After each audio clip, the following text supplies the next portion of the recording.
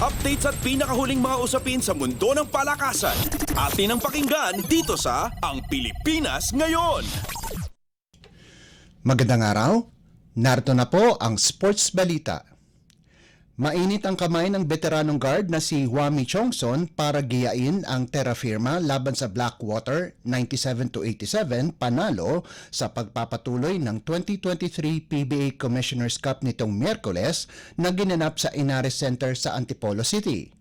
Humakot si Chongson ng 25 puntos kasama pa ang 3 rebounds, 8 assists at 2 steals para pangunahan ng Jeep. Nagdagdag ng 15 puntos ang import ng Terra Firma na si Thomas De Thai, ngunit matindi ang ipinamalas nito sa depensa kung saang humakot ito ng 12 rebounds at 1 steal. Nagambag naman si Javi Gomez de Leaño ng 15 o 17 puntos habang nagdagdag si rookie big man Kemar Carino ng 10 markers.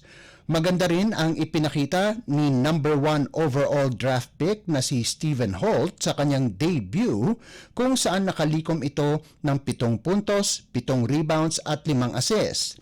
Nasayang naman ang double-double ng import ng Blackwater na si Chris Ortiz kung saan nakapagtala siya ng 15 puntos at 16 na boards. Updates at pinakahuling mga usapin sa mundo ng palakasan. Atin ang pakinggan dito sa Ang Pilipinas Ngayon. Tuluyan nang namaalam ang University of the East pagkatapos sila patalsikin ng defending champion Ateneo de Manila University 80-74 sa pagpapatuloy ng UAAP Season 86 Men's Basketball Tournament nitong Miyerkules na ginanap sa Mall of Asia Arena sa Pasay City.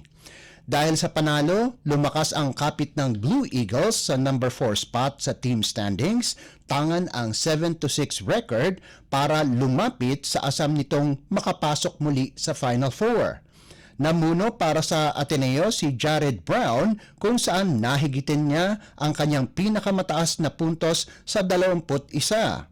Nakagawa naman ng 15 puntos, 4 na rebounds at 5 assists si Kai Balungay habang nagdagdag si Joseph Obasa ng 13 markers at 11 boards para sa Blue Eagles. Nagpakawala naman si Noy Remogat ng 22 puntos para sa Red Warriors. Wala na sa kontensyon ang koponan dahil sa 4-9 kartada nito. Samantala, lumaki ang tsansa ng University of the Philippines para makuha ang isa sa 2 twice-to-beat incentive sa Final Four kung saan tinambakan nila ang sibak ng University of Santo Tomas 86-61. Pinangunahan ni Chico Briones ang Fighting Maroons sa nagawa nitong 14 na puntos. 11-2 na ang barahan ng UP habang bagsak ang Growling Tigers sa 1-12. Updates at pinakahuling mga usapin sa mundo ng palakasan. Atin ang pakinggan dito sa Ang Pilipinas Ngayon. Formal nang nakapasok sa Final Four ang nangungunang Mapua University pagkatapos tambakan ang University of Perpetual Help System Delta 69-53 sa pagpapatuloy ng NCAA Season 99 Men's Basketball Tournament nitong Miyerkules na ginanap sa Phil Oil Eco Oil Center sa San Juan City. Pinangunahan ni Clint Escamis ang Cardinals sa nagawa nitong 17 puntos, 4 na rebounds, 4 na assists, 6 na steals at 1 block para sa matikas na 13-3 record ng koponan. Nagambag naman sina Warren Bonifacio at Jopet Soriano sa nagawa nilang 11 at 10 puntos ayon sa pagkakasunod. Bumagsak naman sa 8-8 ang barahan ng Altas, subalit may pag-asa pa silang makapasok sa Final Four kung mananalo sila sa mga nalalabi nilang laban kontra Emilio Aguinaldo College sa Sabado at sa San Sebastian sa Martes.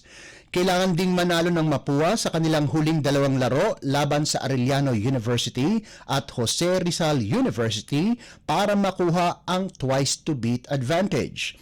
Sa isa pang laban, naungusan ng San Beda University ang College of St. Benilde 65-61 para palakasin ang kanilang tsansa sa Final Four. Gumanda ang record ng Red Lions na mayroong 9-6 karta para dumikit sa Blazers na may 10-6 record. Updates at pinakahuling mga usapin sa mundo ng palakasan. Atin ang pakinggan dito sa Ang Pilipinas Ngayon. At yan ang pinakahuling balita sa larangan ng palakasan. Para sa Radyo Pilipinas World Service, ito po si Leo Magpayo. Magandang araw. Updates at pinakahuling mga usapin sa mundo ng palakasan. Atin ang pakinggan dito sa Ang Pilipinas Ngayon.